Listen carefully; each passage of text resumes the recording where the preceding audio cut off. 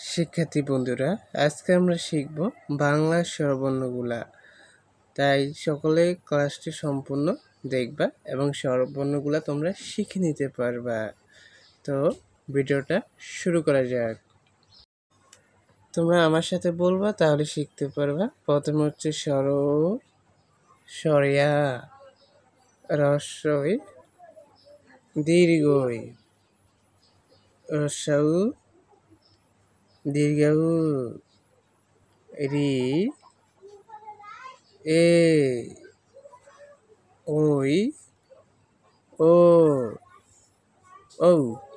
আবার পড়তেছি স্বর, সরিয়া, রস্বই, দীর্ঘই, রস্যউ, দীর্ঘউ, রি, এ, ওই, ও, ঔ।